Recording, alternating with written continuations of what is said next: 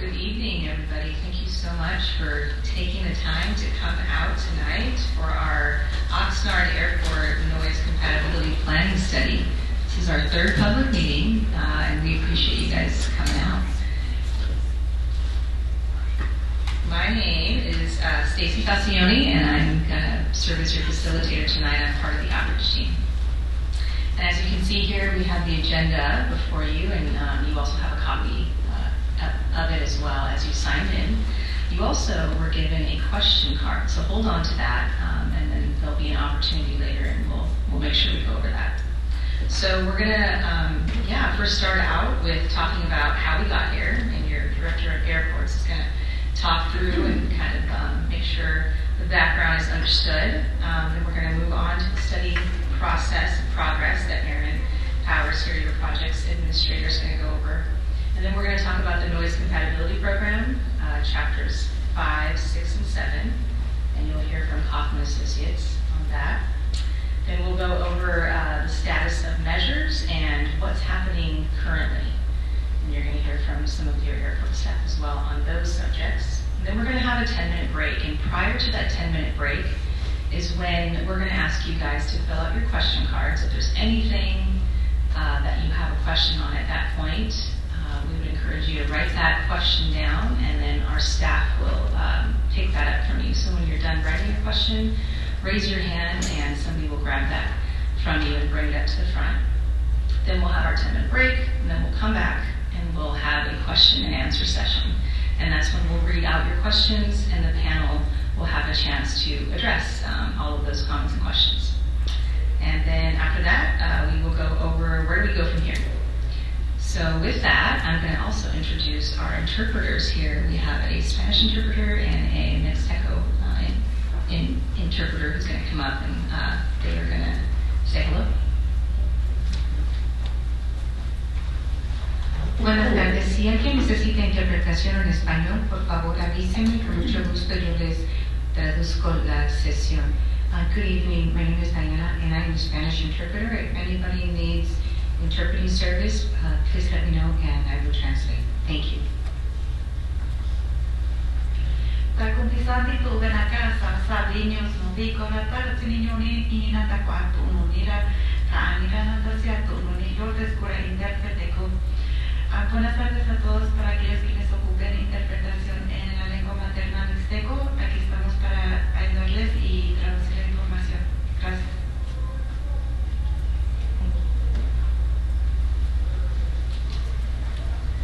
Thank you so much, ladies.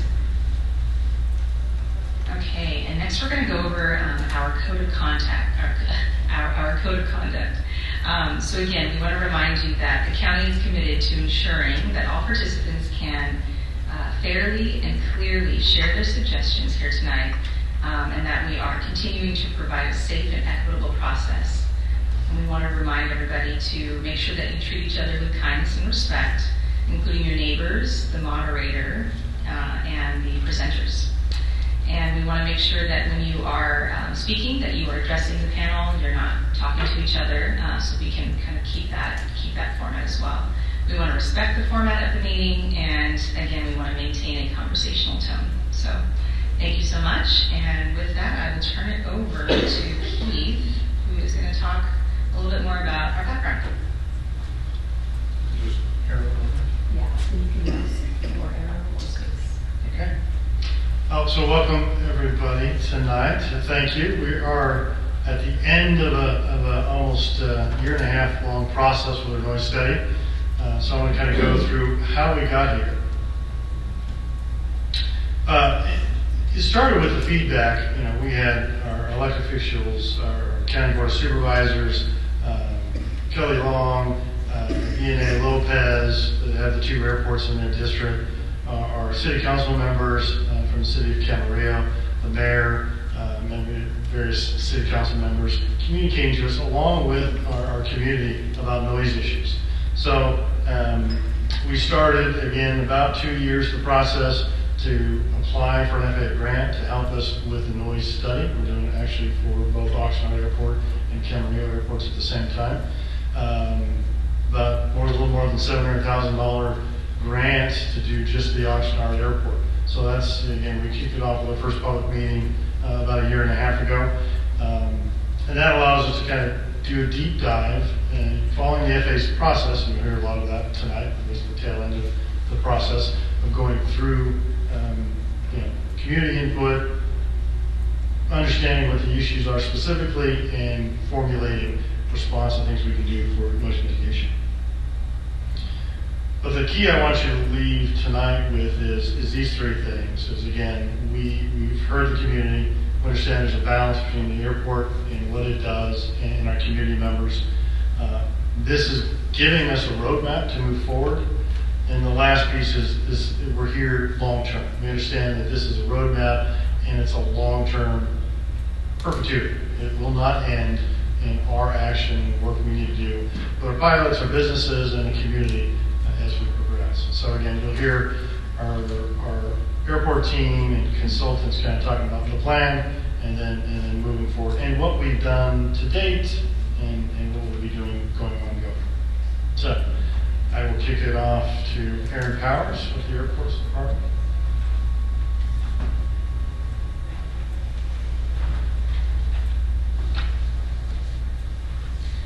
Good evening. As Keith said, I'm Erin Powers. I'm the Projects Administrator for the Department of Airports, and I have been asked to share a quick look back at where we have been, what the study process has been, and how we arrived here tonight. And then another team member towards the end of the presentation will be sharing the next steps forward. So we did receive a grant from the FAA for our Part 150 noise study. And really a noise study comprises of two main parts. The first part of the study is focused on developing the NEMs, or the noise exposure maps. And this really sets the contours of where the airport noise, where it reaches into the community at levels that are set at thresholds for the FAA. The second part of the study is the NCP, or Noise Compatibility Program. And this element focuses on FAA eligible noise mitigations. And we have taken the additional opportunity to look at voluntary measures that we can take to address noise concerns that are outside of the FAA's thresholds. I'm sorry, I think my paper advanced the slide on the mouse, so I will keep it up over here.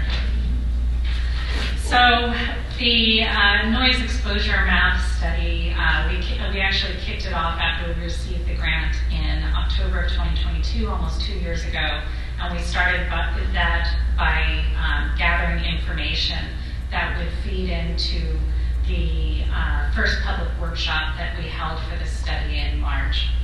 And once we started, after that first public workshop, we went out into the community, and over 4 months, we did get community noise measurements.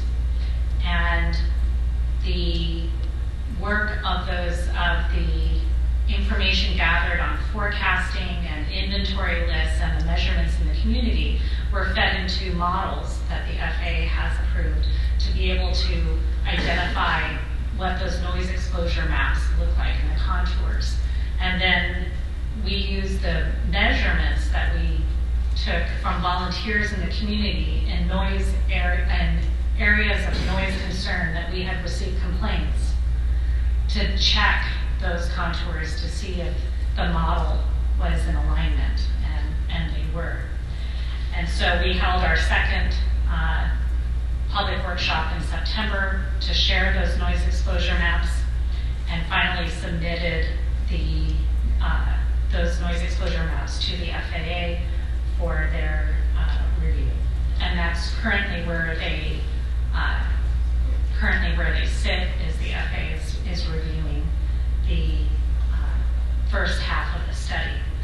The good news for us is that by doing that submittal, we were able to move on to the second part of the study, the Noise Compatibility Program, which is really where we knew our community would be most interested in, because this is where we would be able to look at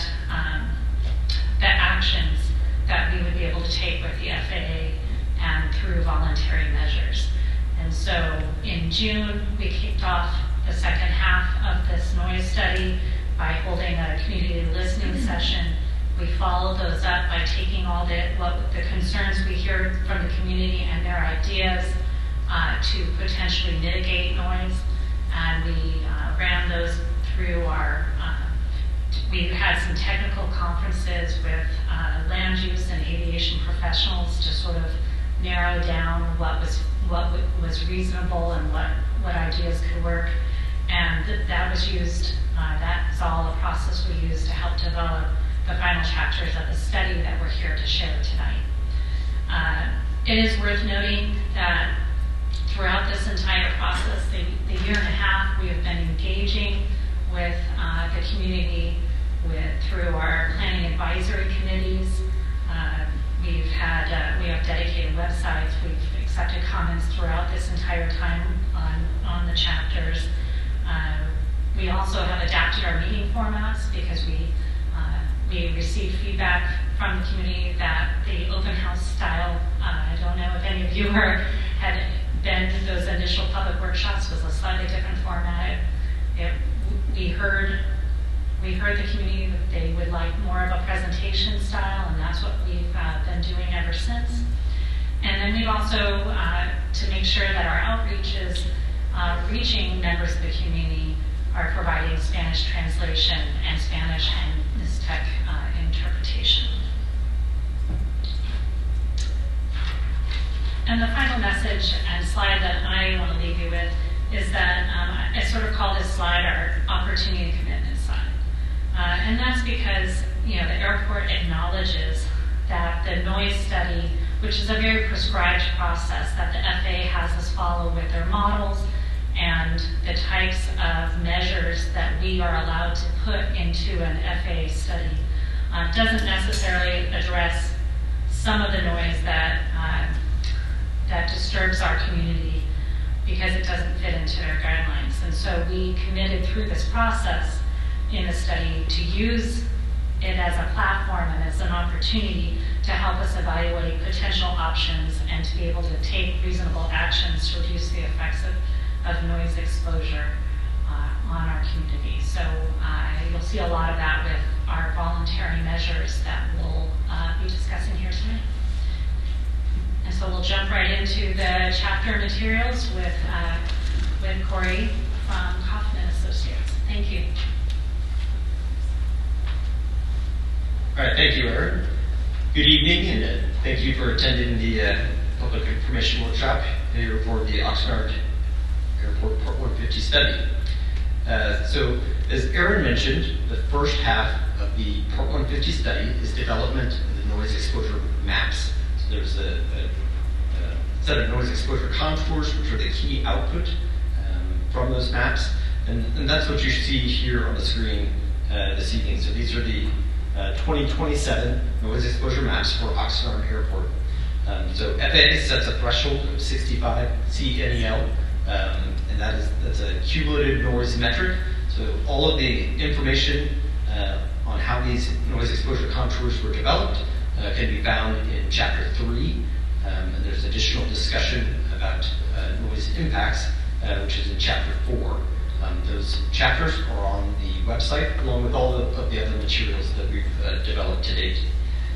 So the question that FAA asked through the Part 150 study is, are there any noise impacts for the purposes of Part 150?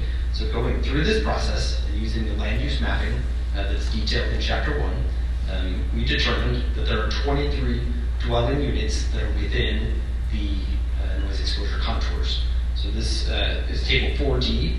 Again, that chapter is available on the project website. And you can see that each of the parcels is listed, and we've identified the number of dwelling units associated with those parcels. So that's just one piece or one question that is, or one kind of topic within the Part 150 studies is kind of this area of impact. And so some of the measures that we'll talk about are aimed at potentially addressing that issue. But as Keith mentioned and Erin mentioned, there's some measures that look beyond this contour question. So when we're talking about those noise impacts, this is a zoomed in area. It's just on the northeast side of the airport. There's some residential development there, and you can see on the exhibit where those contours encompass those parcels.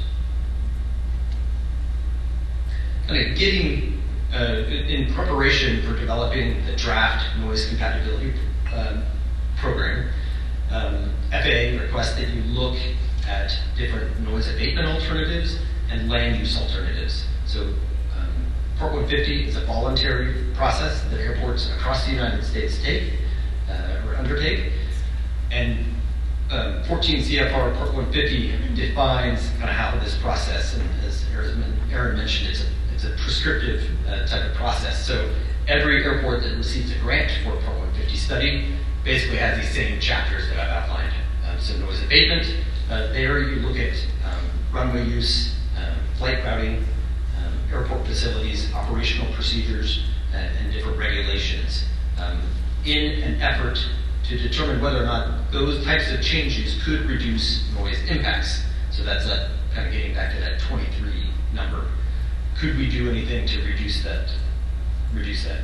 Then in the land use alternatives chapter, we begin to look at can we make changes to the general plan? Can we update zoning?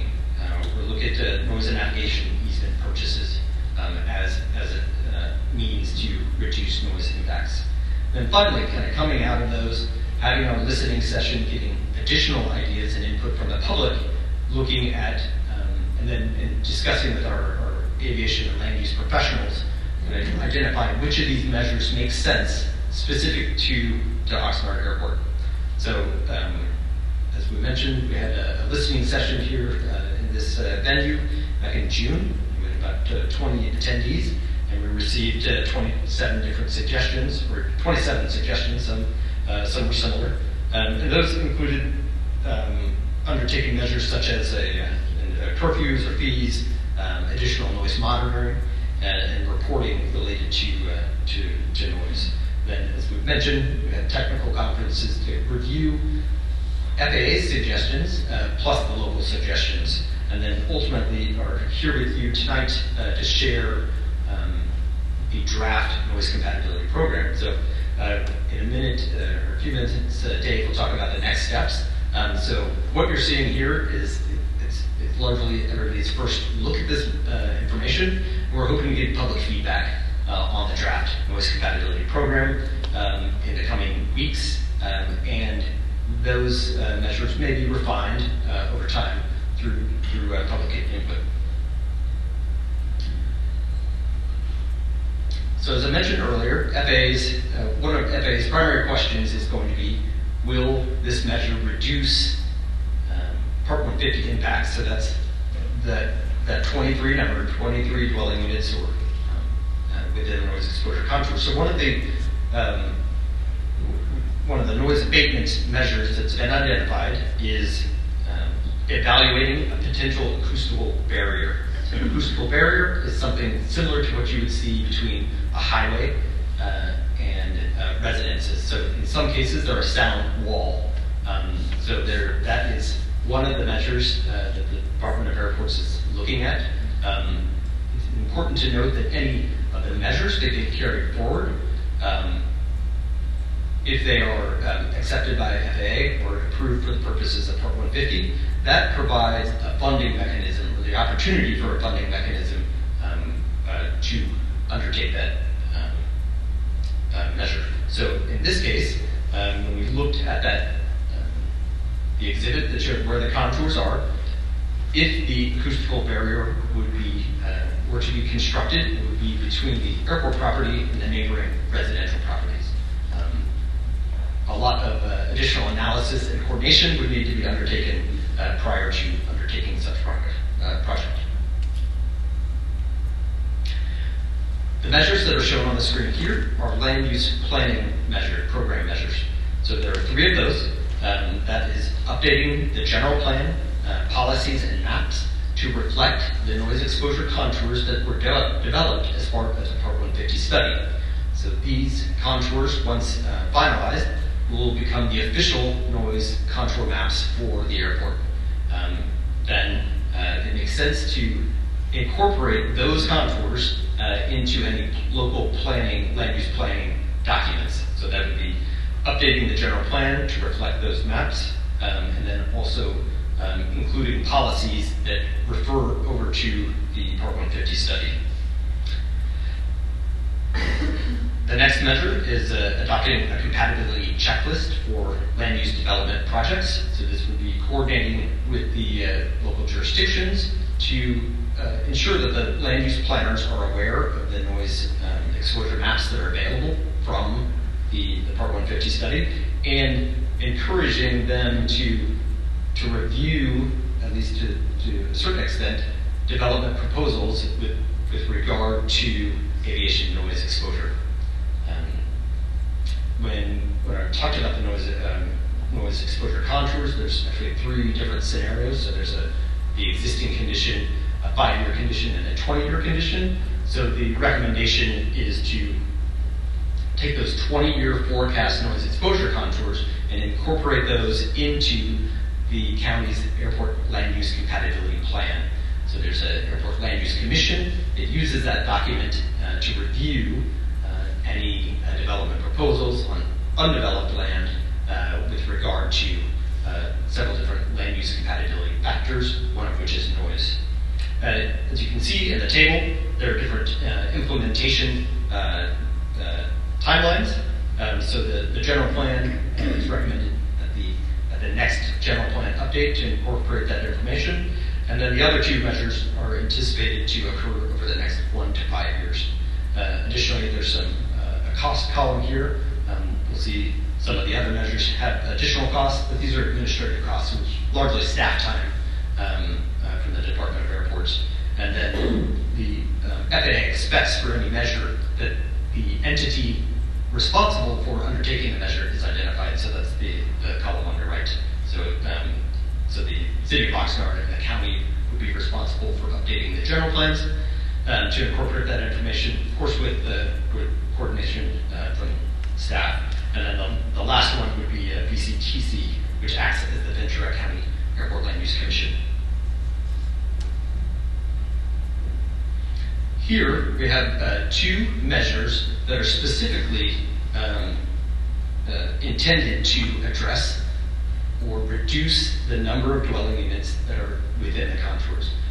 You can see that both of them are identified as voluntary. So the first one is it would be a voluntary property acquisition program.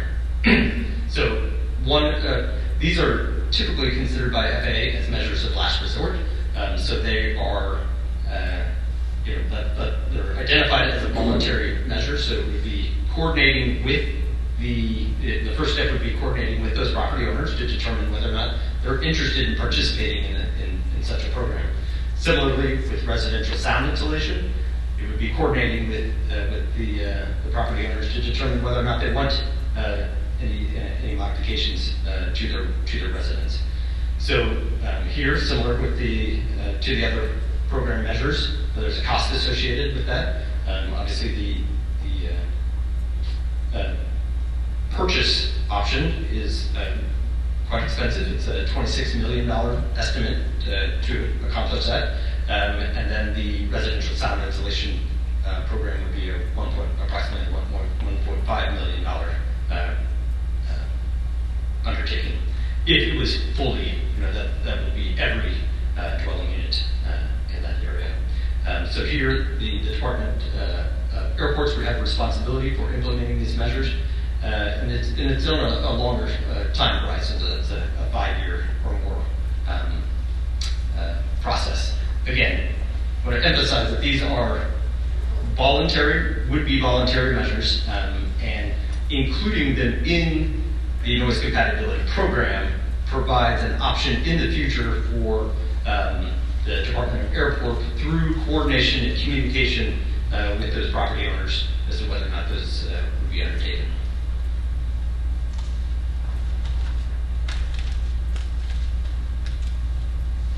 So these measures are part of the program management element of the noise compatibility program.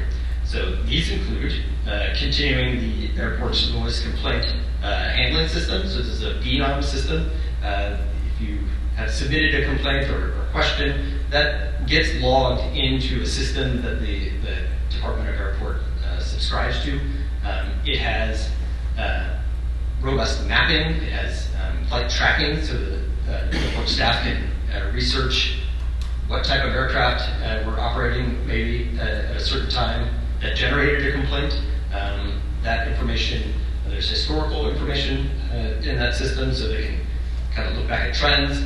So it's a valuable tool, and it allows the airport staff to respond to and answer questions that the public may have.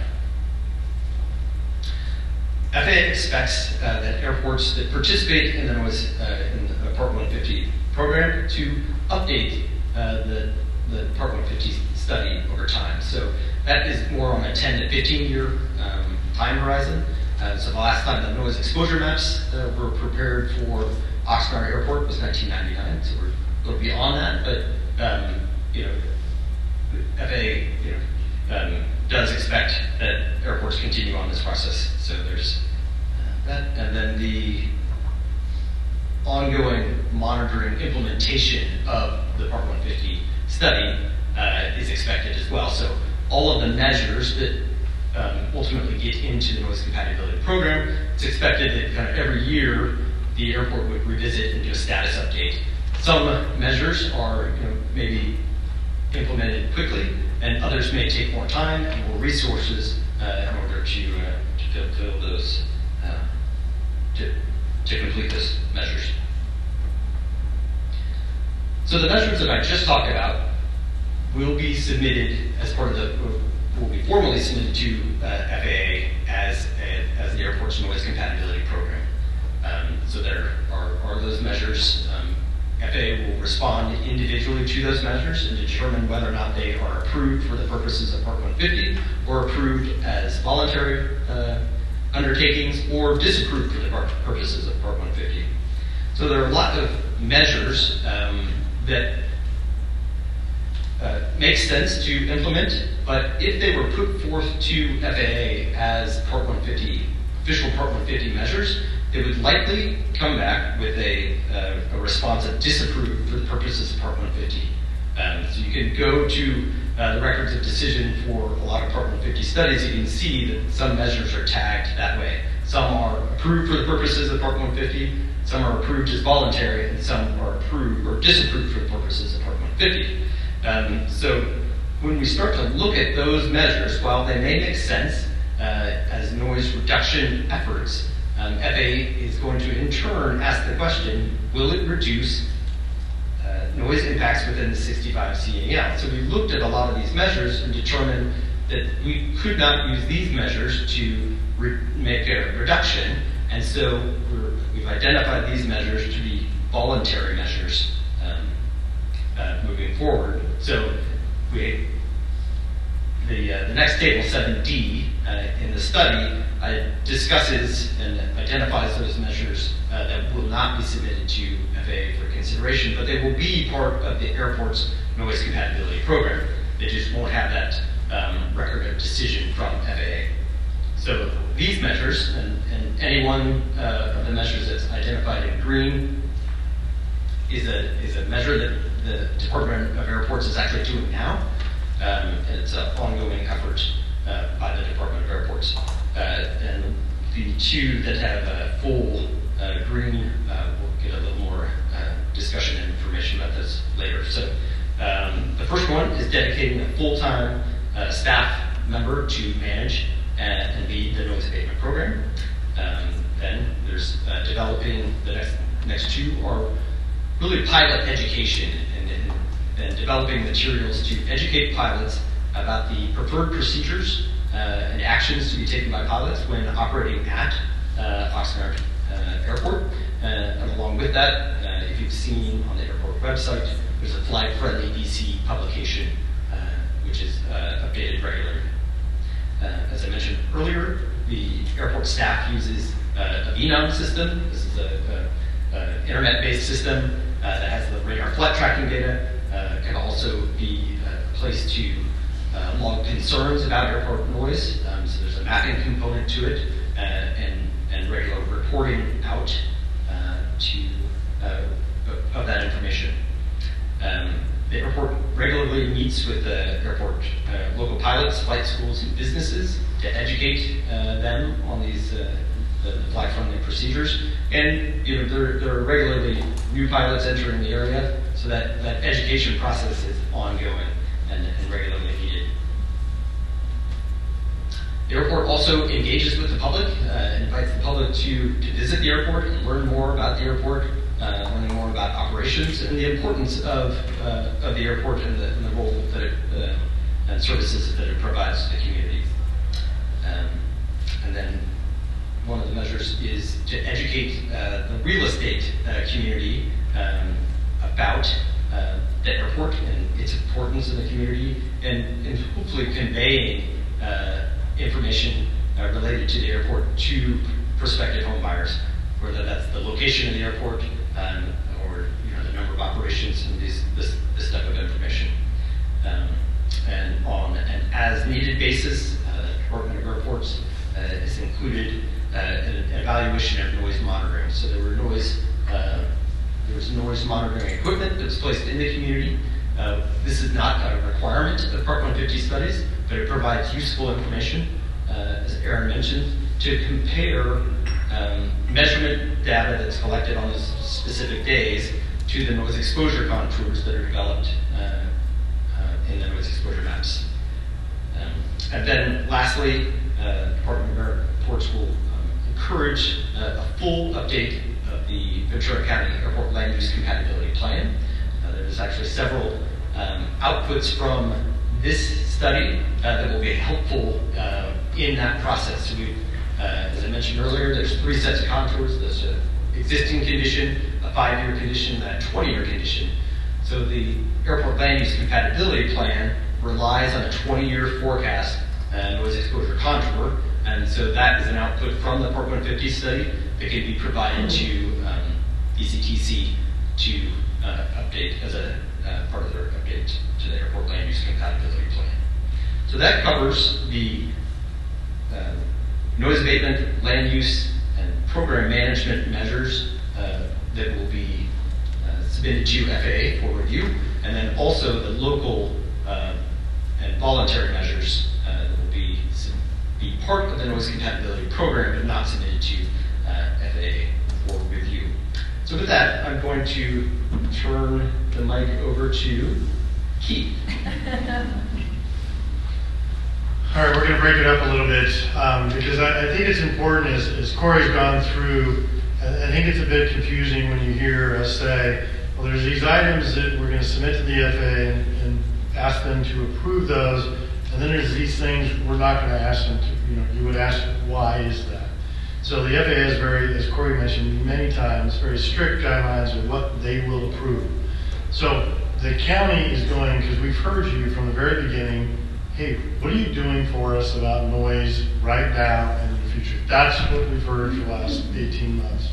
So that's what Jeanette and Dave will do next, but that's the transition is the FAA has its guidelines, the county, with leadership from our Board of Supervisors and your local city council members, they want us to do more. So that's what you're going to hear, the more part that we're going to be doing. So, without further ado, let's start with Jeanette.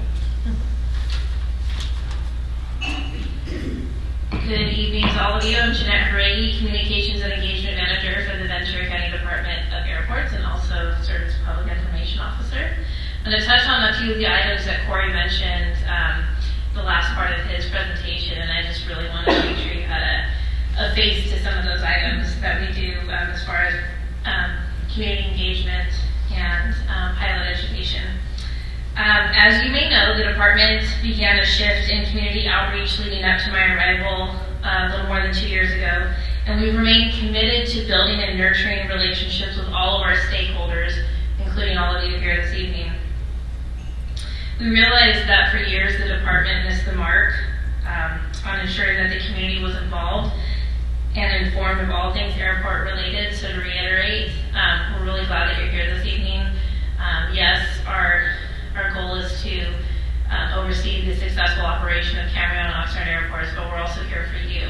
And so we appreciate your proactive role in the work that we're doing. Aside from the creation and continued cultivation of my position, go here to the next slide. Our team has made a concerted effort to listen to all stakeholders and move forward toward progress in every feasible way. Efforts so far have included comprehensive communication materials, both in print and digital format, that are targeted at enhancing community awareness and engagement, the creation and implementation of the flight-friendly BC program, the purchase and continued refinement of a flight tracking and public comment system, and continued meetings and engagement with community members and city officials. You'll also notice items 6 and 7 on this slide, which are geared primarily toward jet operations out of Cameo Airport and changes that we've made to communication to those chief pilots specifically that are focused on noise impacts with primarily arrivals over Old Town Cameo, but could also potentially impact noise in a positive way for the Oxnard community as well. To circle back to the Flight Friendly BC program, the department remains committed to seeing this program through indefinitely. There will be continued education, and we will continue to pivot as we watch the program expand to meet the needs of both the pilots and the community. We continue to meet regularly with community members, pilots, and flight schools. Our annual Fly Friendly BC fly-in events have been successful and are well received. And while we know there are still days with heavy air traffic, we are seeing an overall trend of significant improvement compared to this time 2 years ago. Does that mean no work is done? Absolutely not. There will always be an effort to seek methods of improvement and to ensure that the program itself remains successful and is meeting, again, the needs of the community and our pilots. So we're looking toward the future. There's a lot of things that we've accomplished, and we know that there's more work to do. So I'll pass it along to one of our deputy directors, Dave Navy, to discuss some of the work that we're going to be doing moving forward. All right, so they left me the meat of this presentation. I've only got 30 slides. So before, I have one. And here it is, right there. So it's a graphic that shows the timeline of this process. And so we've left off the things that we've already accomplished, which Aaron covered very, very thoroughly. So we're on the left side of that graphic there in October of 2024, covering these draft chapters. So we're presenting these to you. We presented them to a planning advisory committee earlier in the day, and now we have a comment period that's going to continue for several weeks, at least 2 weeks, probably to the end of the month. You have the ability to contribute your thoughts on the chapter material. You know they've just been released, but they're available on the website now, so we invite you to give us your thoughts on what you've heard tonight, give us your thoughts on what you read, and we will bring that information into our consideration of all of the draft elements of this plan.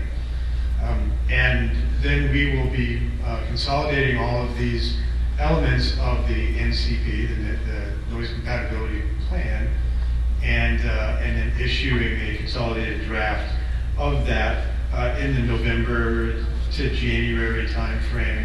So somewhere in there, the holidays are kind of in the middle of all that. So that's why we kind of left ourselves a little bit of flexibility as to when those do get released. But when they do, we will make sure we blast that out so that everybody gets an understanding that that is where we believe that the plan should land.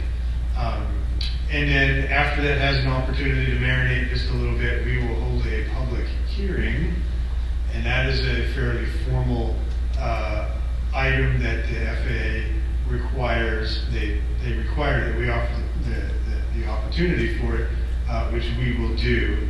So to that extent, it's required, and that we will schedule in April, And after that, then we move into an approval process. So we will gather all of those formal comments, prepare responses to all of them, and then bind those into a final document.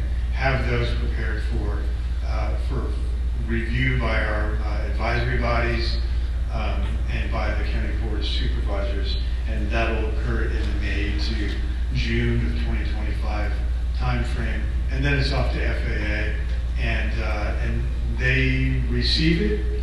A 180-day clock starts for them whenever they decide that clock starts for them. We don't have any control over that, but so they get 180 days to kind of act on that. Once we get it back, then we begin carrying on to the new elements of the plan that they have agreed that we should do for those elements. The voluntary things, particularly the things that we know are already working, that are already in the plan. There are already elements of the fly-friendly VC. We are just carrying on. We know things that are working. We continually receive feedback from folks who let us know how things are going, the adjustments that we can make. We're making adjustments to those all the time. And the education and the outreach to all the pilot community is all also continuous. So we're busy, we're working on your behalf. But this formal piece of the Part 150 is going to unfold as this diagram shows. So with that, I'm going to pitch it over to Stacy, and she's going to set us up for our little break, and then we can do some questions and answers. So thank you.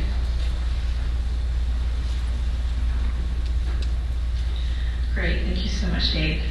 Okay, so you guys have your question card before you, and hopefully you'll have a pen. If not, raise your hand, we'll bring that over to you. So we're going to ask that you fill those out. If there's anything you want answered tonight, and we'll go into a 10-minute break, so you can do that. And then we will reconvene at, let's see, what time is it now? 6:55. 6:55? Oh, it's, Come back at 6:55. come back at 6:55. Or whenever anybody was. Yeah. Yeah. Okay, thanks everybody.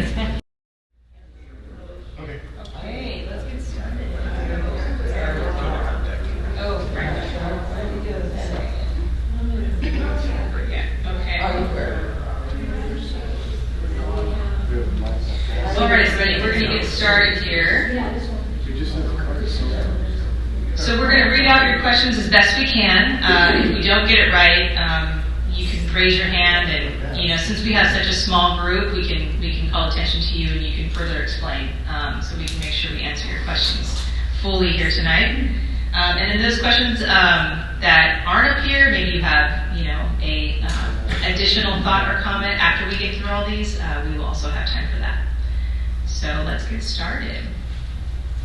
Okay, so we have a few questions here. Okay, why has the flight path changed? Let's see. Places, okay, it now comes in, looks like from all directions. I agree with that person. Okay, and then a second part is, why is my neighborhood getting low-flying helicopter cruising over the homes? Second that. The windows rattle, there's noise.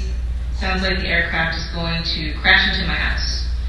So if somebody would like to address those comments. Sure. Okay, so the first one is flight path. Yeah. Okay, so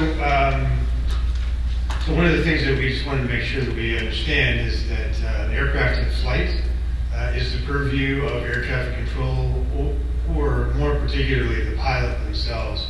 So they are determining where they fly within the area. What we're doing with the Part 150 study is to make sure that anything that we can do in terms of measures that we can do from a noise abatement standpoint and from a land use management standpoint that we're doing. But we do educate pilots about the presence of noise-sensitive uses surrounding the airport, and we do encourage where safely possible to not overfly residential areas. So a lot of the flight training that occurs, we try to see if we can do most of that flying over agricultural areas on the north side of the airport. But we do have some traffic that's coming to the Oxnard Airport straight along center line, and that's going to be part of how flying occurs at this airport. So we take care of the noise we can, but that's other goes. I guess you have some questions. Yeah. The specific question, what has changed? And we actually have the air traffic manager that has worked in the tower for more than 40 years. And he and I have had this conversation. The patterns haven't changed. What you see, as Dave touched on, is there is no roadway in the sky when you're about within 3 miles of the airport. So you will see different things. I had a young lady hit me when she first came in talking about helicopter drop. We do from time to time have military training helicopters that come in. There's a few helicopter companies that are based at the airport, but military aircraft do come in and do training periods of time that we have no notice about, so that happens. So you will see unusual patterns you might not have seen before. That will change. There is no roadway in the sky, so anywhere within 3 miles of the airport, you should expect, and that would happen. That would be normal to have an overflight. So that's kind of, I think, answering that question. And the helicopters, The helicopter. It really is a dramatic change. I mean, I've lived in my home for 30-some years, and I have done land use in the city of Oxnard. And I always talked about, okay, where could we build? That's always the issue, right? And the airport this, the airport that. There was a clear line that went over Santa Clara Church. That was where all the planes were. And when I came, we did have commercial. Yeah. Okay, we had commercial airlines at that point. They were small, United Express. Yeah. Correct. Those small ones. We had that, but it was we could tell, we knew. And then a few years ago, we started seeing more and more coming in from all different areas. I think you must be having planes where they train. They're getting their hours here, and we see the same plane over and over all the pictures. They come in, go around, out, come in, go around, and they come from different angles. Those are the private planes. I mean, so I don't know. Maybe there's not a road in the sky, but we were taught that there was this road in the sky, and we had to do our planning for the city of Oxnard in line to respect that. And what has happened over time is it's really been encroaching to the point where, it's like you have left, or not you, but the airports action have really created blight and slum right down K Street. Because when the high school moved out, nobody could move in. Nobody's supposed to use those buildings. Nobody's supposed to do anything. You can't build anything. And so it just, became basically for the homeless. And it was, where everybody encamped because they could. Now the city's working on that, but my concern is not with respect to the homeless, but what is that going to be? What can happen there? And how much can the airport, by its presence, take away our city? That's what I'm concerned about. Yeah, Thank you, ma'am. and I'd like to add to that.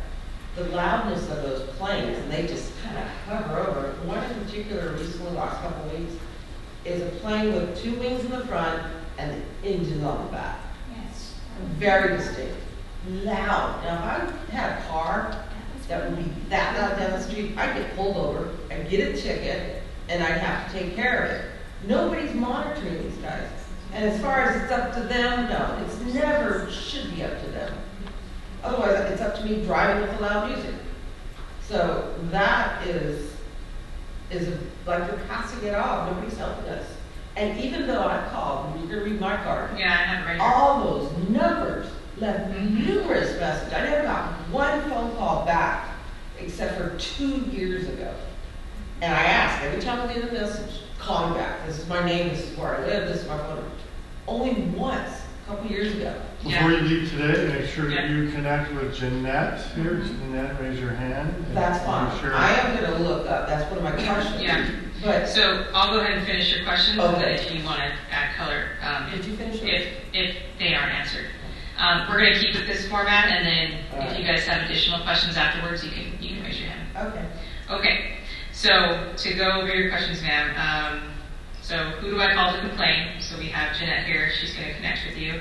I'm new to this meeting, so where do I go to update myself on what has happened and what is going to happen? So again, the website, right? You'll be able to connect.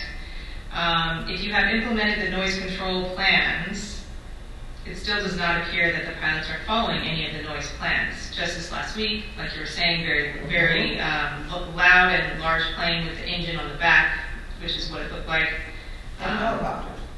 Was around your location, and then you talked about the phone numbers. Any additional thoughts? No, I think Good. the easy answer again is connecting with Jeanette. If you have an individual issue, that's the place to start with Jeanette. Yes. Okay, thank you.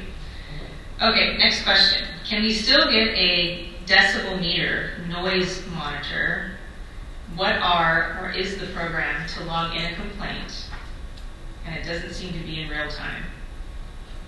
So again, Jeanette, I think you're the person to connect there, and then do you want to ask? I'm gonna, and then I'll still talk to you separately after the meeting. But if you are new to this and you haven't been to our website, we're at vcairports.org, vcairports.org. And at the top of the homepage, you'll see file a noise complaint. So there's an option. So here's my contact information, by the way. So you can reach out to me anytime.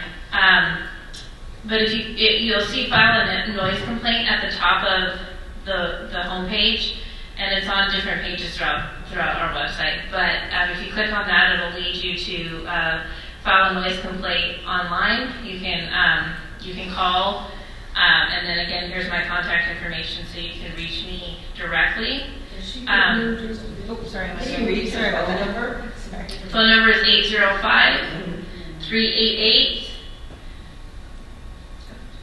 805-388-4201. That's me. That's you. So, Mine is not. Wait. I asked. Yeah. 87, is that? 4287 is mine. I'm like, that's what's on here. I don't think I can change it. Oops, no. But more importantly, as far as the helicopters go, we, as Keith mentioned, we try to stay in communication, whether it's SoCal Gas, SoCal Edison, the military. We try to make sure that we stay abreast and nurture those relationships with those organizations as well, because they'll be doing survey work where they're flying low and around neighborhoods and circling around. And so we send, when we're made aware of something, usually a few days in advance, we'll send an email blast out. So if you're on our mailing list, so if you go to vcairports.org again, the very bottom of the homepage, you can sign up for our mailing list, and you'll get a good amount of emails from me about anticipated aircraft activity that might be happening, any operations that might be out of the norm that we're made aware of, and then always, you have my direct email now, you have my direct line. If there's something in particular that's out of the ordinary, we can look into that. We can look into it in real time. There is, in the VNOM system where you'll file your noise complaint, there is a slight delay for the public. But for us, we can look into activity in real time. We can contact, lead in the tower. We can contact, get in contact with the pilot, not when they're in the air, but just kind of discuss what was happening. And it's an ongoing effort to make sure that we're addressing all that's happening. He and his team in the tower have been phenomenal. There's a lot of work being done, but we know that there's more that we still need to do. So we definitely want to hear from you.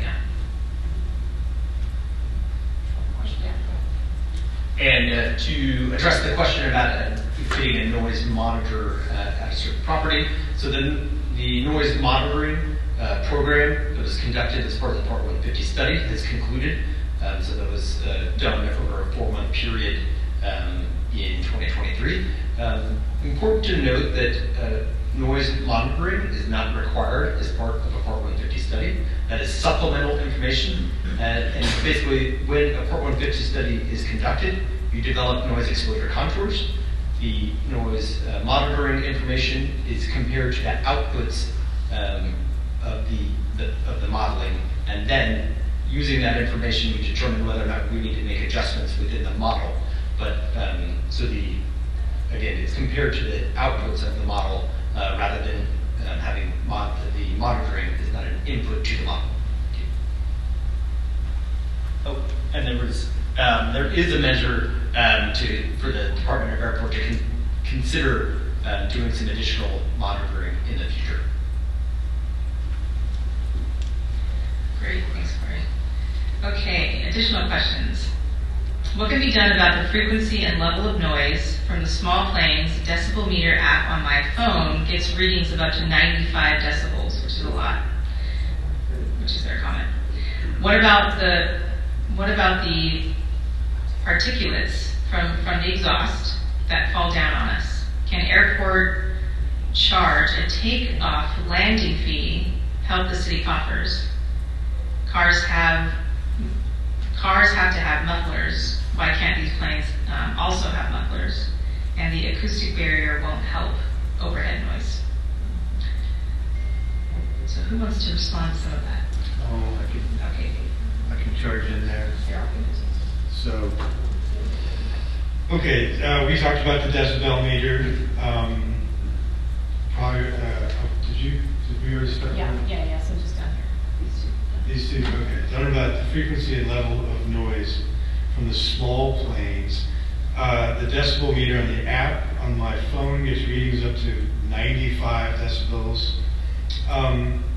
Okay, I think we covered the idea that the decibel readings isn't related to the noise modeling that we've been doing.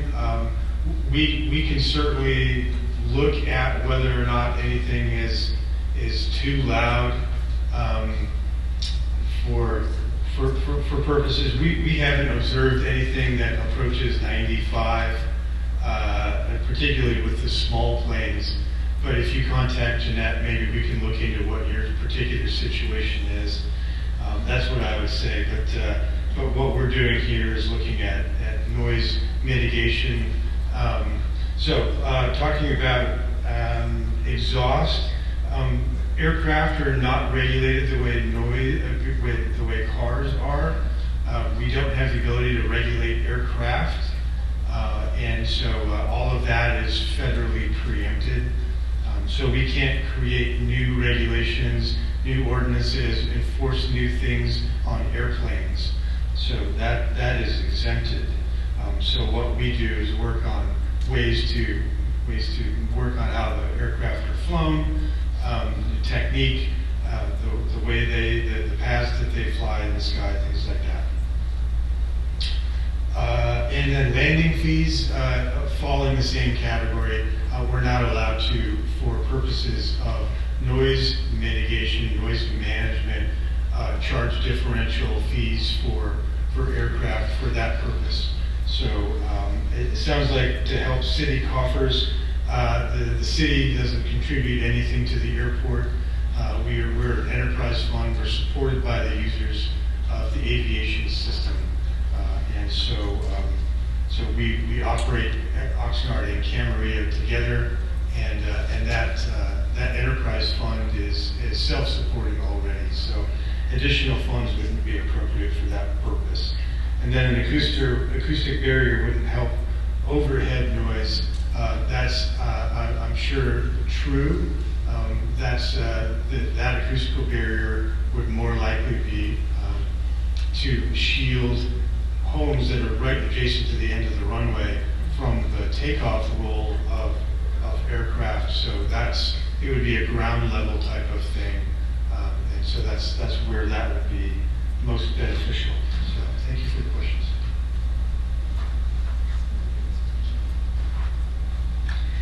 Okay, next question. Will offer to purchase noise impacted parcels be a one-time only, i.e. if current resident declines and then property comes available for sale within the plan implementation period, where will there be an effort to acquire at that later point?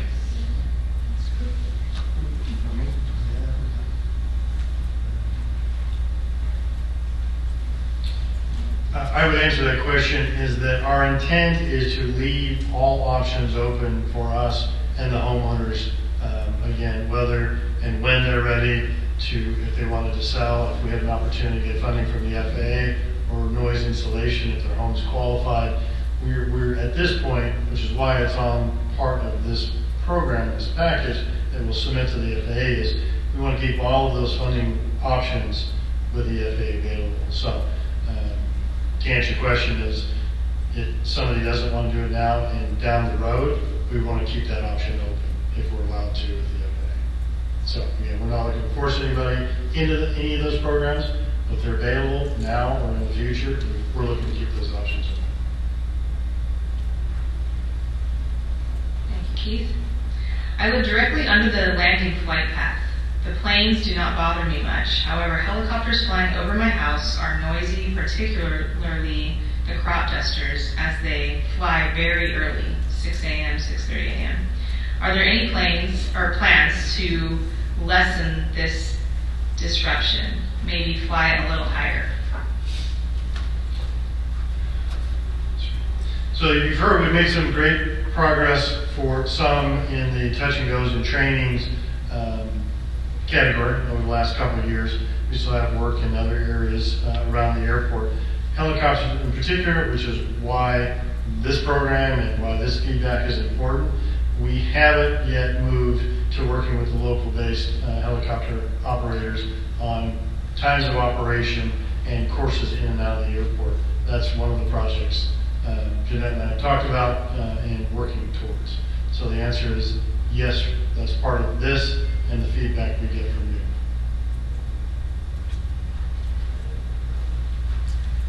Okay, so some of these questions have been answered, so I will touch on the ones that have not. Comment, the noise is much worse than it was 13 years ago when I bought my home.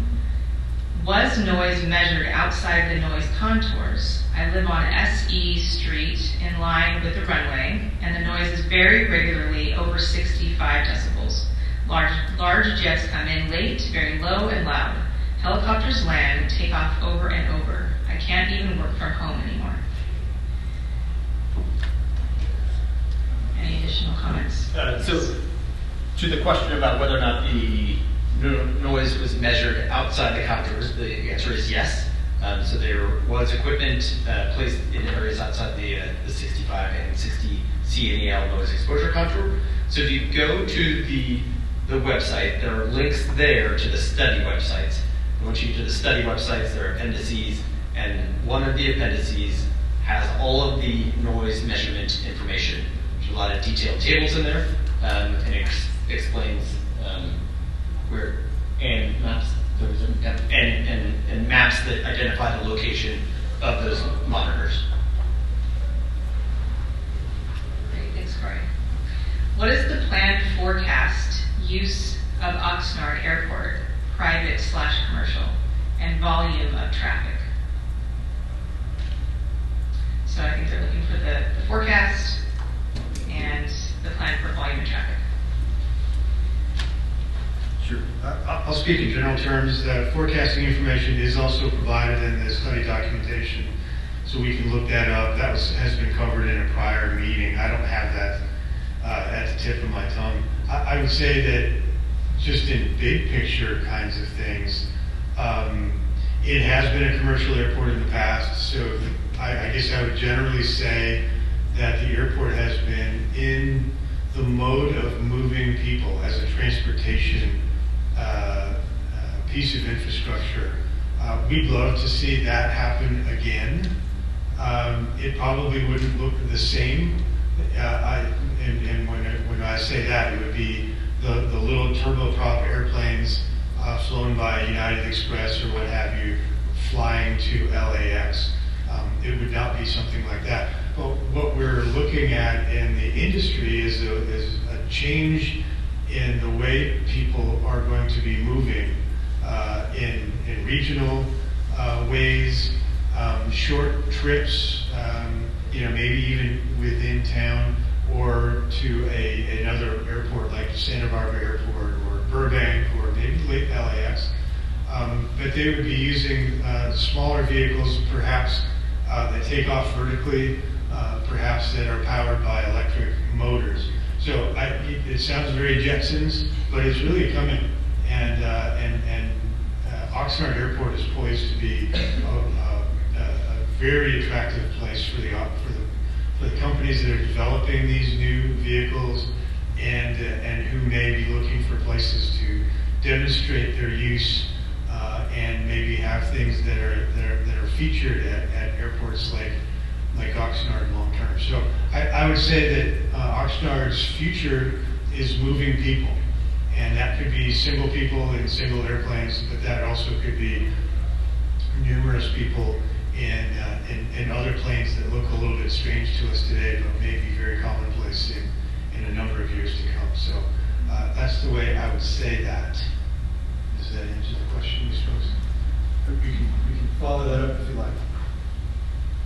Great, thank you. Are the Oxnard and Camarillo airports being handled equitably? For example, if Camarillo residents requested certain changes, would they be done for Oxnard as well?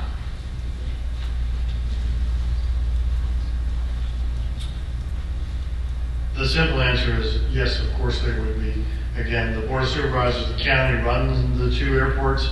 So, when we heard the feedback from the Board of Supervisors, elected officials in each of the cities, Oxnard and Camarillo, and the community members in each of those, which is why we applied for FAA grant funding to do noise studies for both airports at the same time.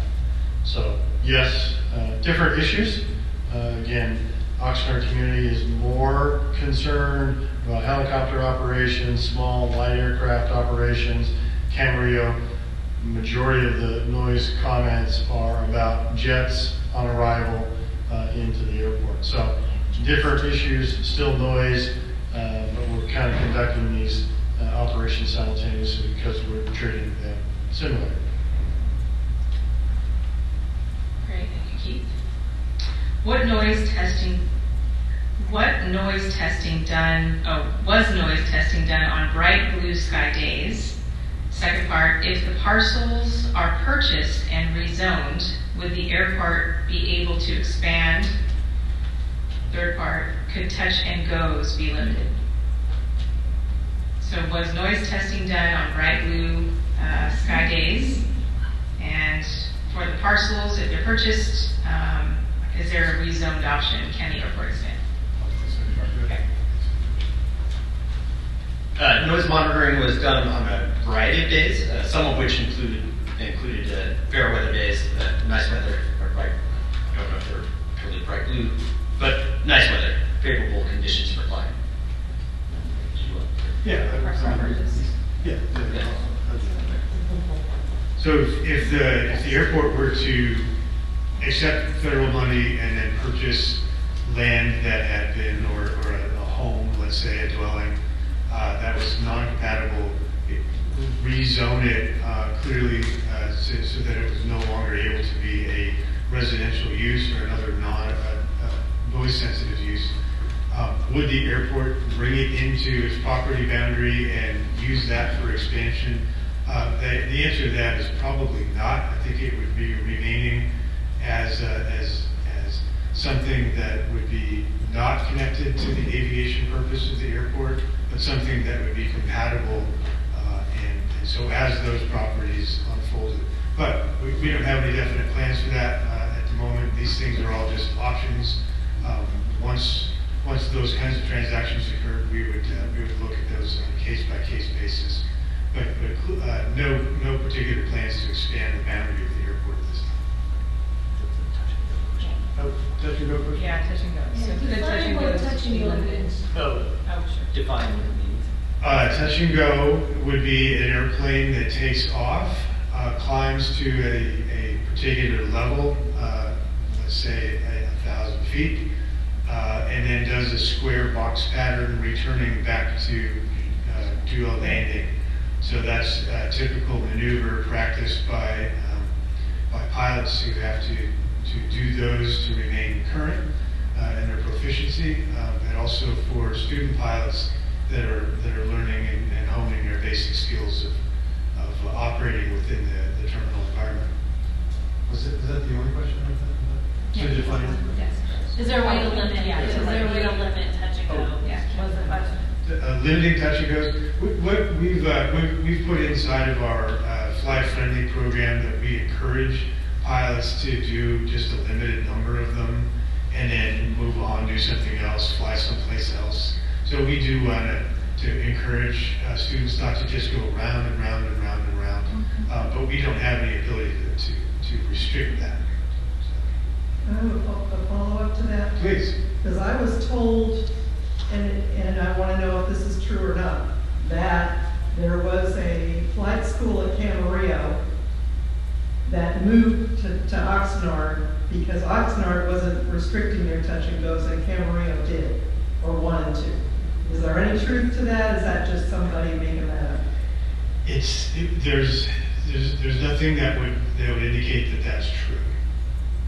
So, but people's perception might be that they don't feel like Camarillo is a place that they can freely and conveniently conduct as many flight operations as they'd like. So it could be just like I would prefer to be at Oxnard, but no, there's no limits to what flight activity can occur. Thank you. Sure. I guess a simple question on that is, how many of these flight schools or whatever have moved from Camarillo's? Just as a factual. Well, I don't know because the airplanes can go different places, right? So they can be based in one airport and do all of their flight training at a different airport. So the place that the office is and maybe the plane is tied down overnight is a little bit irrelevant to where the flight activity may occur, and none of that is in the control of the airports either. I'll add on to that. There aren't any flight schools that have moved, that are actively moving for that reason. So there's no, as Dave mentioned, there's no truth to that as far as moving from Camarillo to go to Oxnard for more training. There's no truth to that, and there's not flight schools leaving Camarillo to go to Oxnard specifically for that reason. But I think if you did a study, you'd find out in terms of those touch and goes, they are really getting more and more frequent in Oxnard than they ever were before. I don't know if that's because everybody wants to become a pilot, but I mean, it's just, some days, you know, I'll see that same plane, it'll come 10, 15 times over the course of the day. And so that's just kind of frustrating, annoying. Yes. Annoying. Can I address that?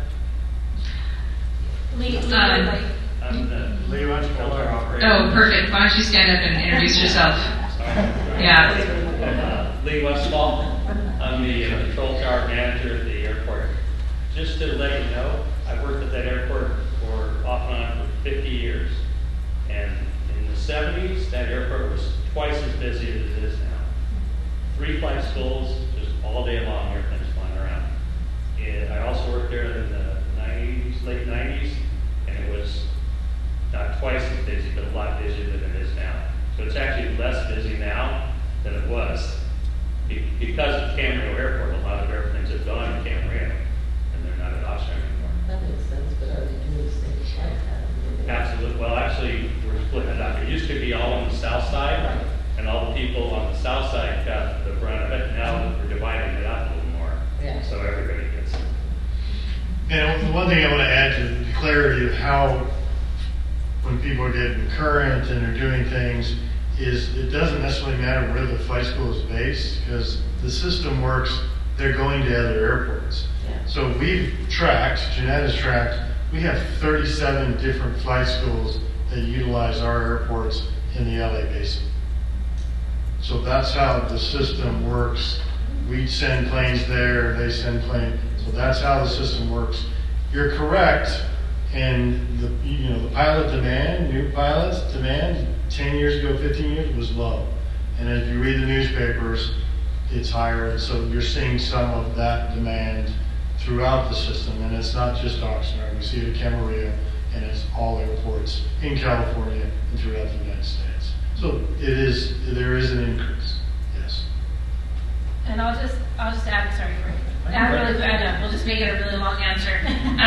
I'll just add that of the 37 schools, I don't want you to think we're just they're just blindly coming in without any contact with us.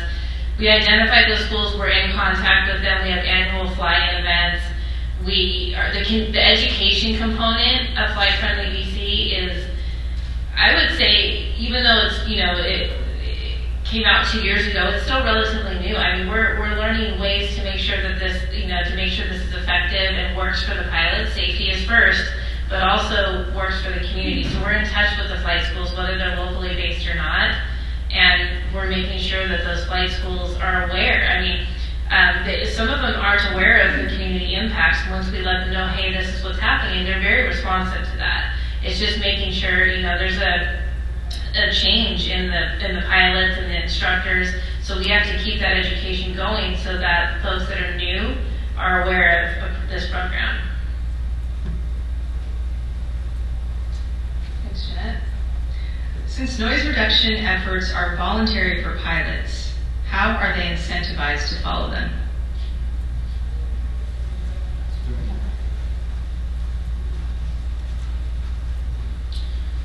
I'll answer it this way, is that our pilots are members of the community, and they want to be, Jeanette and I've been doing this for a long time, and Jeanette and I have been working here in Ventura County on this issue for the last couple of years.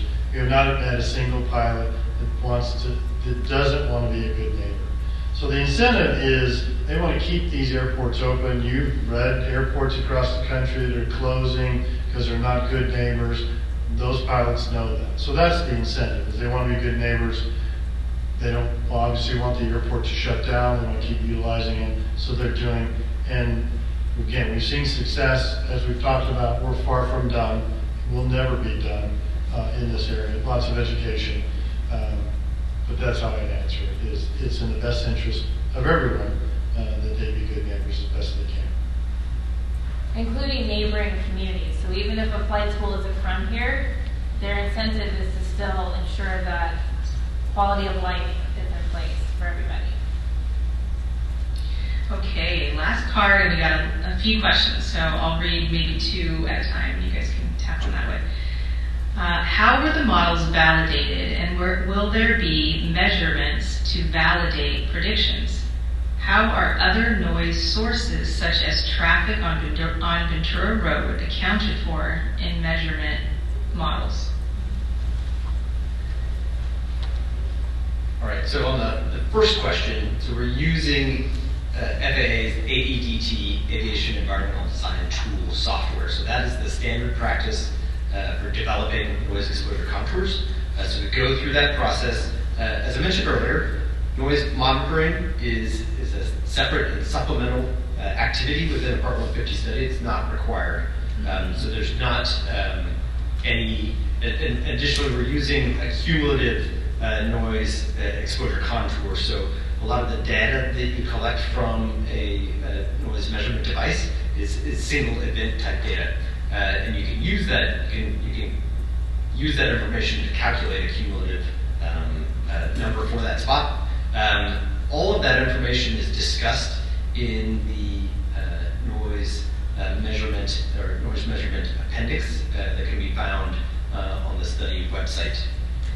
There's a question about what is being done within the measurements related to non-aviation noise. So when we deploy a noise exposure meter, side level meter, it actually triggers at a certain threshold So if there's a duration threshold and a sound level threshold, if it exceeds both of those, then a recording is made.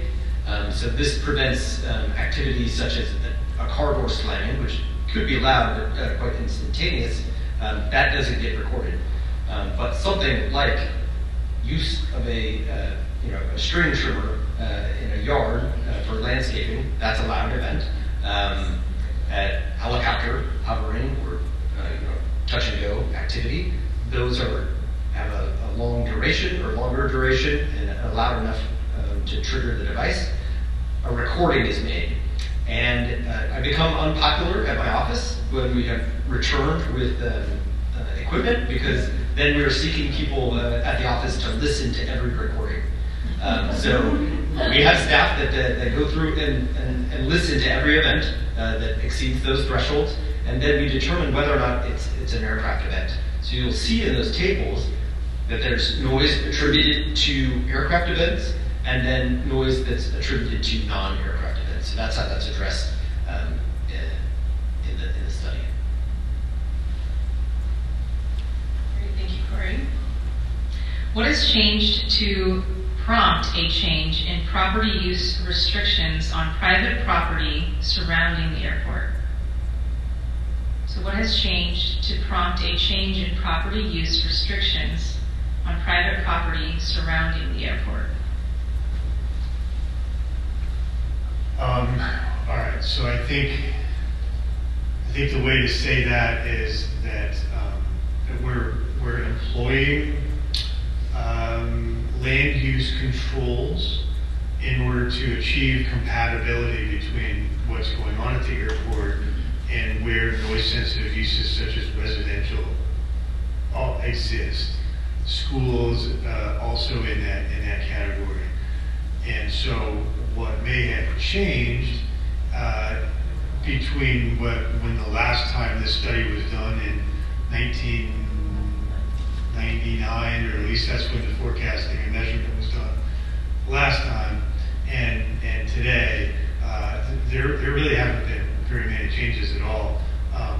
But I would say that when we talk about changing things to do with general plan updates and the compatible land use plan updates, we're just making sure that there's good communication between people who are buying property in the area, and to have them understand what it is that they're getting in for, and making sure that they're aware of the presence of the airport, making sure that they're getting good information about their proximity to the airport. In terms of the acquisition of property, that's largely unchanged. I think that was a known condition in 1999, and we're seeing those same results from the modeling this time. And so we're just refreshing that. We're making sure that we put those options back in front of the FAA and say, please help us when these opportunities come up, when these options present themselves that we want to discuss with our neighbors, and if they want to approach us with options that they want to move forward with, we can still partner with FAA to see those through. So land use control options is something that's just good planning policy. We work with the city, when the county and VCTC to make sure all of those are up to date, and really just to make sure that we have compatibility and good communication through those channels. So I think that might help. Thanks, Dave. I guess I had kind of a follow-up question. That was one of my questions, and she was talking about it too, and that, once you assert that this area has to be airport related, it's degrading the neighborhood, because now, there's going to be no residents, people are selling out and turning it into parking lots. So it's affecting the community already, even though, there hasn't been any plans to fight people out, things like Oxnard High, bacon. That was the first thing. I guess They wiped they out want- high school 2 years after I moved in. I guess there's some plan to build a park there eventually, but just the intent is already changing the character of the area. here's a challenge is, we have land use and zoning issues around airports. Those kind of exist as Dave had talked about, Corey's talked But about. they weren't always zoned that way. It's But changed. schools can bypass all of that and do what they want, where they want. So what's happened in the case here is the school put it in a place zoning wouldn't normally allow. Actually, I think that high school was there before the airport. But they can't now change it and do something different with it. So those are things, and they're interested. We're talking to them in taking over the property and doing what we can with it again for zoning and safety reasons. A lot of homes and residential obviously would be a good fit. So we're trying to work with the owners at this I point. guess that's why The I'm school. asking, what has changed?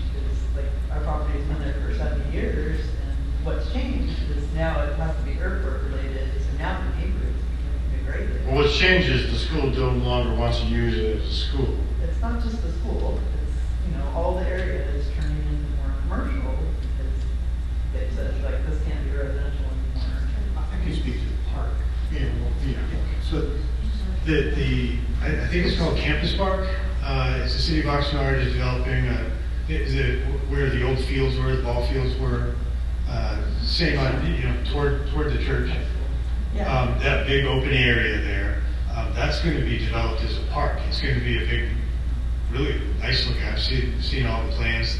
There's good compatibility with the airport. I think we're going to see a lot of investment there, and it's going to be a nice community feature. So we'll see that, and we would expect.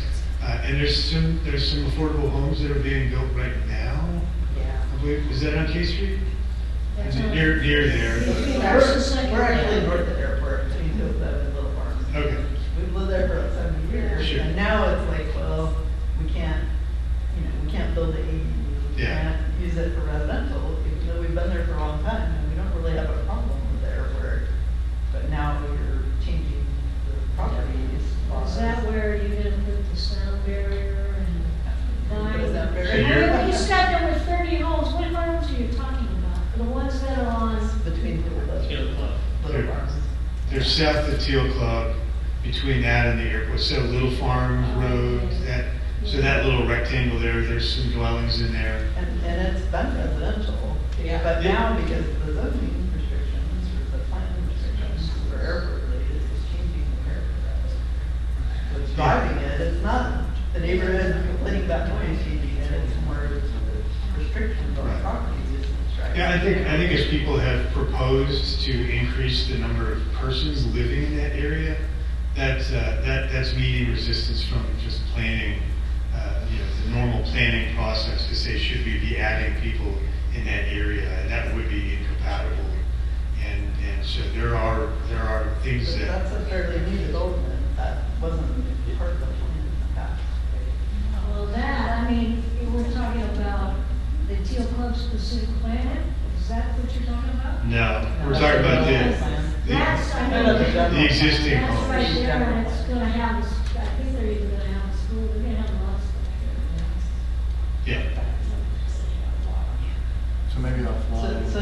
Yeah, we can The noise take- contour is part of that, right? No. And doing the study is part of you getting FAA approval, so that then you can enact different land use.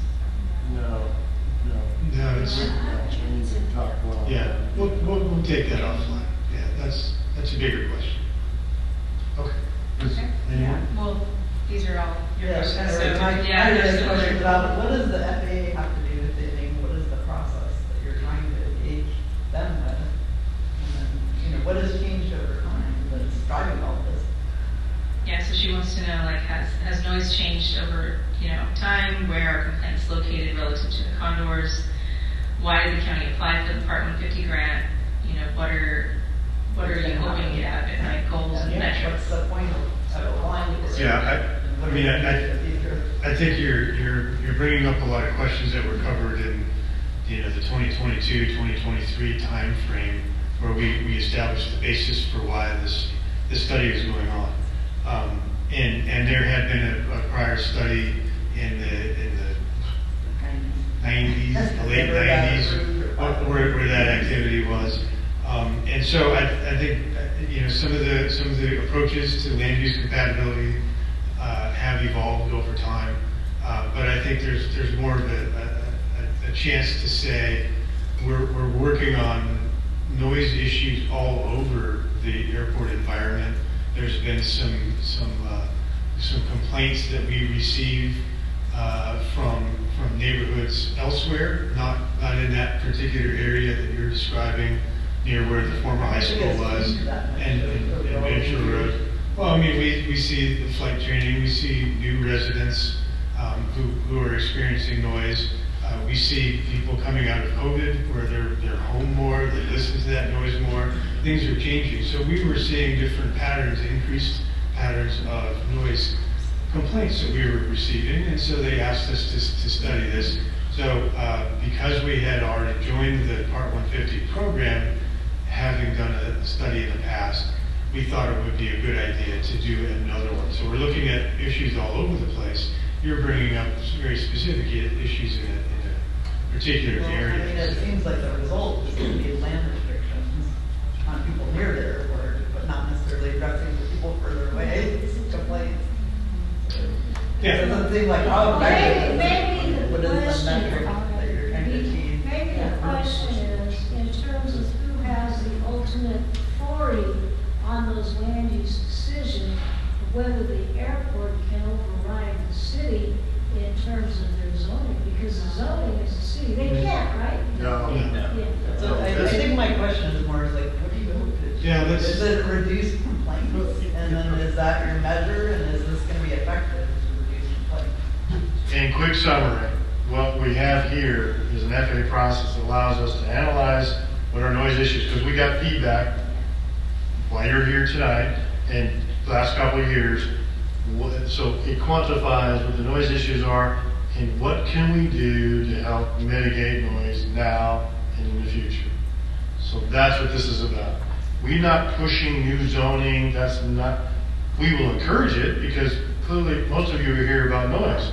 We don't want to create another room of that many people, again, continue that thing. So that's the zoning and land use we talk about. We'll work with those existing entities that control that to try to not have more of you show up 20 years from now. So this is just a plan to help us. What are all the things the airport team can do to mitigate it? Bringing Jeanette in here to talk with the pilots and your communication onto our noise comment line. Oh, there's helicopters happening tonight. What can we do about that? The zoning issue, that is not anything this program or the department is pushing. We'll work with those entities, city, and trying to plan smart so that we don't create more homeowners that are concerned about noise 20 years from now. So we should talk after about. Yeah, I think we have a different concern than noise. So.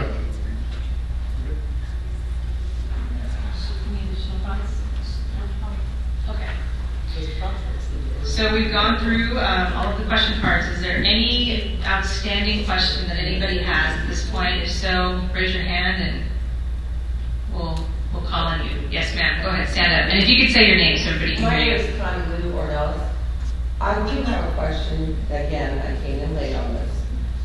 It's the flights that are landing that is making the horrible noises. Plus, there's also, I have a very nice yard and a pool. Some of those small little helicopters just like hanging around because my niece rents from the other house from me, and it's really bad.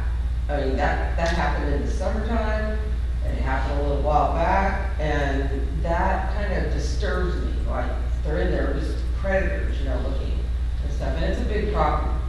So, but I want to know how you address, mostly it's the people that are coming into land, for me, all right, the noise is atrocious, but also, how do I complain about that? Because I did call and leave a few messages over the year.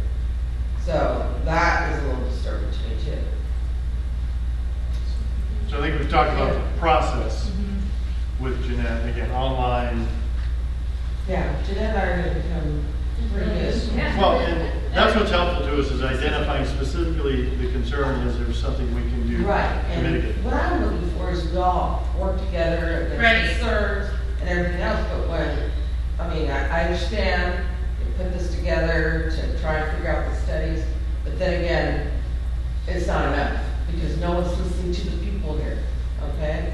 Yes, you do your time studies, but not one person's ever contacted me, and I've been on that thing lately. Clearly something, because, I mean, we've gotten as much as 1,000 complaints in a Oh, month. then look up your recordings, because I left, even the councilman that is supposed to be handling this is not. You can't even leave a message on his, it just goes to voicemail, sorry, but the box is full. Well, as far as the responsiveness goes, I'll tell you right now that will change. I mean, I'm going to talk to you after this and make sure that you're able to successfully get a hold of me, because I'm not sure what's happening. But as far as, I mean, I know I've seen your name as on, in the log. Mm-hmm. I have not heard the request for the call back. So we do get you're part of, I've seen your name when we do our noise complaints. We do monthly noise comment logs, and I have seen your name, but as far as the request for the call backs is not. Just did one within the month. So we'll connect, because if there's a request to call back that I receive, I do make callbacks. We'll make sure that Great. when you need a response, because if there's ongoing, as far as the helicopter activity, for example, if there's somebody hovering, generally there's survey work being done by SoCal Gas or SoCal Edison, and I agree with those. Law enforcement. yeah, law enforcement. So there's fire. There's lots of different reasons that could be happening. And again, if you connect to our email list, you'll get those updates. So I'll make sure we reconnect on that.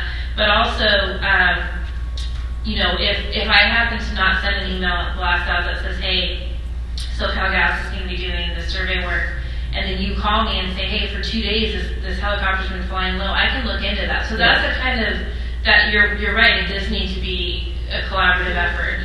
We need to hear from you when there's something we're not aware of, and we let you know of things that you might not be aware of, and it does, that open dialogue does need to happen. So I will connect with you. And that makes me happy with being here, because it's the communication, the feedback, and just not knowing what's going to happen in the future. Right. Well, and having those open lines of communication, that's the work. Right. That's why I was brought on. So I am glad that you're here, because as far as the callbacks and all that, I mean, it goes both ways. You don't know what you don't know. So I'm glad that we know. Great. And that goes for everybody here. So I'll connect with you. Mhm. Great, thank you, Jeanette. Anybody else? Yes, ma'am. I have a question. If you could say your name too, we didn't get to hear it. Sure, Barbara McAfee, please. The question I had has nothing to do with the studies, and I'm not even sure that this is true, but I was told that in the area from the lawns, the open field from the lawns to the other shopping center, The ghetto ones. Fresh Street Lounge. I don't know. District. But there's all that, I don't know, sand, The dirt, open field, whatever, it's like a covers on remediation it. project And out I was there. told that when the airport was working on the new, How about, before you go any further, how about we tell you the actual fact? okay, no, that's good, I'd like to hear it. And then when is it gonna be removed, if you have anything to do Sure. with it? Along those lines. We'll start with as soon as possible in terms of removing it. The dirt is there because we are participating with the state water board, who is investigating all airports in California for the presence of a particular chemical compound called PFAS, PFAS.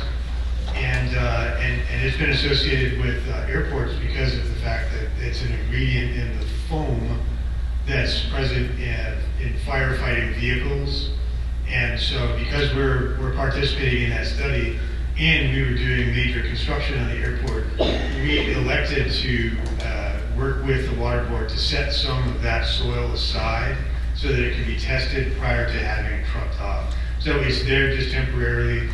The reason it looks so ominous is that whenever we do stockpiling of soil, working with the water boards on a soil management plan, they require us to put it on a liner and they require us to cover it, regardless of whether it's toxic or anything like that. So we've done the testing, very, very low levels of that they were looking for, all in background with everything else that's on the airport itself. And we're just in the process of getting it moved off. We expect, all we're waiting for now is just the funding authority to do it. So taking the matter to our advisory bodies and onto the board of supervisors to get the funding to actually get a truck up. So it's going to disappear pretty quickly. Important note, PFAS is not only in firefighting foam, it's in Teflon pans, dental floss, Scotch Guard, carpets, 50-year chemical. So again, what the water board doesn't want it is in the water system. So that's why they're asking to restore it until we truck it off. Thank you. Okay, well with that, we are going to close the meeting. Thank you so much for spending time with us tonight. And if you want to hang out, the staff's here if anybody else has any other burning questions. Thank you so much.